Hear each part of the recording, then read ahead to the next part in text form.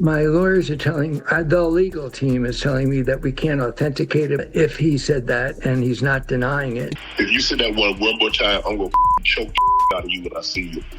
Says the Jane Doe alleged various instances of toward the end of 2024 and beginning of 2025. In addition, she claimed that she had a long-lasting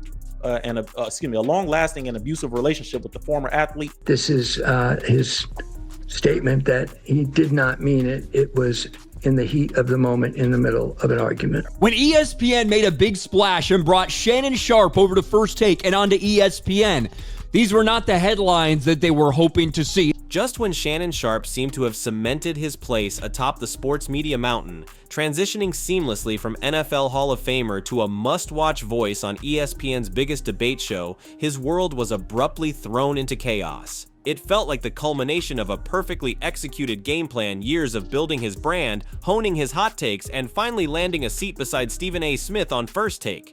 The celebratory headlines were still fresh, but then, seemingly out of the blue, the narrative took a sharp, dark turn. Instead of debating playoff matchups, Sharpe found himself at the center of explosive, career-threatening allegations. News broke of a staggering lawsuit carrying claims so serious they threatened to dismantle not just his reputation, but everything he had painstakingly built in his post-football life. What exactly was contained within those legal filings, and could the charismatic commentator navigate the turbulent water suddenly engulfing him? The story was just beginning to unfold, and the stakes couldn't be higher. Shannon Sharpe's willingness to pay is not an admission of anything that he did wrong. It was a willingness to pay for the protection of his family and himself. The ground shifted beneath Sharpe's feet with the official filing of a lawsuit seeking an eye-watering $50 million in damages. The plaintiff, shielded by the anonymity of Jane Doe, brought forth accusations that painted a deeply troubling picture. According to the court documents, the alleged incidents weren't isolated but part of a pattern of purported misconduct stretching across a period towards the end of 2024 and bleeding into the early weeks of 2025. The lawsuit didn't just claim isolated wrongdoings, it alleged the existence of a long-lasting relationship that the accuser described as abusive and damaging. While specific, graphic details were likely contained within the confidential filings, public reports hinted at claims of highly aggressive and potentially violating encounters. Words like brutal and aggressive were used in connection with the alleged acts, suggesting the severity of what Jane Doe claims she endured. This wasn't merely a financial dispute or a minor disagreement blown out of proportion, it was a formal legal accusation of profound personal harm, lodged with immense financial stakes attached. The filing instantly cast a long, dark shadow over Sharpe's carefully crafted public image, signaling the start of an intense legal battle. And as the gravity of the situation became clear, both sides immediately prepared for war, bringing in legal heavyweights. That's right, Ellison. Sharpe's attorney says his client's accuser is making, quote, a maliciously false claim, and Sharpe's attorney is promising a lawsuit to, quote, hold her accountable. Understanding the potentially catastrophic fallout from such allegations, Shannon Sharpe wasted no time in assembling a top-tier legal defense team. He enlisted the services of Lanny Davis, a name synonymous with high-stakes crisis management. Davis isn't just any attorney, he's a seasoned veteran known for navigating the complex and often treacherous media landscape surrounding public figures in crisis, having previously advised presidential campaigns and other major figures under intense scrutiny. Hiring Davis sent a clear message.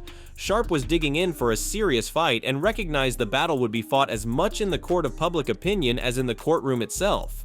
Simultaneously, the anonymous accuser secured formidable representation of her own.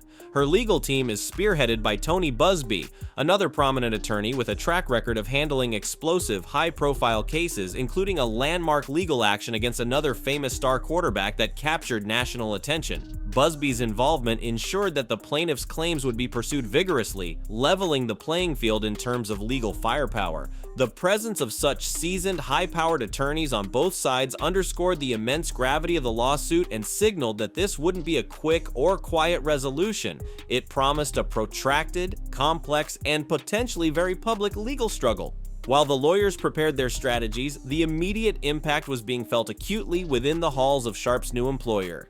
if the former football star would proceed with legal action if the accuser were to drop her lawsuit. And Sharpe's attorney says he does not know what Sharpe would do in that scenario, but says his recommendation would be to move forward with legal action. The timing of the lawsuit couldn't have been worse for ESPN and its parent company, the media behemoth Disney. Fresh off the major announcement that Shannon Sharpe was joining First Take, a move heavily promoted as a game-changer for the flagship sports debate show, the network suddenly found itself facing a public relations nightmare. The triumphant press releases celebrating Sharpe's arrival felt instantly obsolete. Behind the scenes, reports suggested that ESPN executives were taking the allegations extremely seriously. Disney, known for meticulously guarding its brand image and demanding high standards from its on-air talent, was undoubtedly monitoring the situation closely. While multi-million-dollar contracts bring expectations of high performance, they also come with intense scrutiny, especially when serious misconduct is alleged. Whispers quickly began to circulate within the industry about Sharpe's future at the network. Could he realistically continue his daily appearances on First Take while fighting such grave accusations? Rumors swirled that his position was genuinely precarious, with speculation that ESPN might be forced to sideline him or potentially even terminate his contract, depending on how the situation unfolded. Some suggested this lawsuit might be the tipping point, possibly exacerbated by other less public incidents or internal concerns that had accumulated over time. The dream job now seemed to be hanging by a thread, placing immense pressure not just on Sharpe but on the corporate giants who employed him. As the corporate wheels turned anxiously, the battleground shifted towards the tangible and often contradictory pieces of evidence emerging into the public domain. And Shannon himself is dropping receipts, and I gotta say, this doesn't look good for his accuser at all. In the digital age, legal battles involving public figures often spill into the open through leaked information and strategically released evidence, and this case was no exception. First, potentially damaging text messages surfaced, circulating rapidly online. These messages, purportedly from Sharpe, allegedly showed him urging the plaintiff to keep quiet about their disagreements. While the authenticity of these texts remained unverified, the screenshots spread like wildfire across social media platforms, quickly shaping negative perceptions before any official fact-checking could occur. However, Sharpe's camp didn't remain passive. They countered by strategically releasing body camera footage from a traffic stop involving Sharpe and the plaintiff. This footage reportedly depicted the accuser appearing calm and cordial with Sharpe, allegedly just days after one of the heated incidents described in her lawsuit. The clear intent was to cast doubt on the narrative of a constantly abusive or coercive relationship, suggesting moments of normalcy or even friendliness.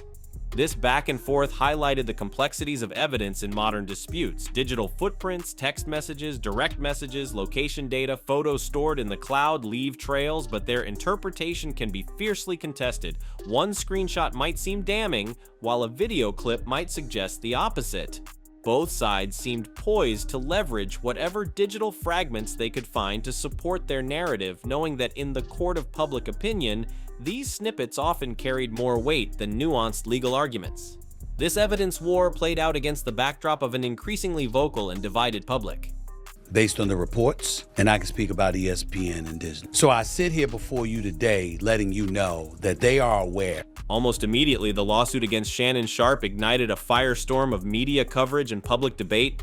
News outlets, sports blogs, social media influencers, and armchair commentators jumped into the fray, dissecting every available detail, analyzing body language during his TV appearances, and speculating wildly about the truth. Sharpe, a figure accustomed to controlling his narrative through sharp analysis and charismatic delivery, found himself the subject of intense, often unforgiving scrutiny. His character, his past behavior, and the very foundations of his public persona were being questioned and debated relentlessly online. This phenomenon, often dubbed trial by media or trial by internet, showcased the modern reality for public figures facing accusations. The principle of innocent until proven guilty often feels like a distant ideal when hashtags trend and opinions solidify based on headlines and leaked snippets rather than verified facts presented in court. The pressure is immense, not just legally but reputationally. Every statement, every public appearance, even silence itself is interpreted and often weaponized. For both Sharpe and his accuser, navigating this relentless public gaze became an inescapable part of the ordeal, potentially influencing everything from jury pools to sponsorship deals long before a judge or jury rendered any formal verdict. While the public debated behind the scenes, the formal legal gears continued to grind, with lawyers employing specific tactics to gain an advantage. You know, Disney, ESPN is taking this very serious, where we don't know if Shannon will be employed with ESPN after this. And rumors are now swirling that he's going to be fired from his job at ESPN, not because of this incident, but because of multiple incidents over the last year. Beyond the public statements and evidence leaks, a quieter but equally intense battle was being waged through legal strategy and procedural tactics. The choice of Nevada as the state to file the lawsuit rather than California, where Sharpe reportedly resides, immediately drew attention from legal observers. This wasn't likely a random decision. Analysts speculated that factors like Nevada's court timelines, specific legal statutes potentially favorable to plaintiffs in such cases, or rules regarding evidence might have influenced the choice. It represented a calculated move, akin to a sports team choosing to play on a field that suits their strengths. In response, Sharpe's legal team deployed their own strategic maneuvers. They didn't just issue blanket denials, they filed a formal motion to dismiss the lawsuit. This legal tactic aimed to challenge the fundamental sufficiency of the plaintiff's initial complaint, arguing, for example, that it lacks specific dates or details required by legal standards.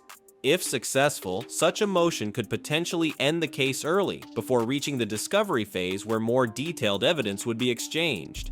Alongside this procedural challenge, Sharpe's lead attorney, Lanny Davis, publicly reinforced their position, framing the lawsuit as a maliciously false claim and an outrageous attempt to extract money.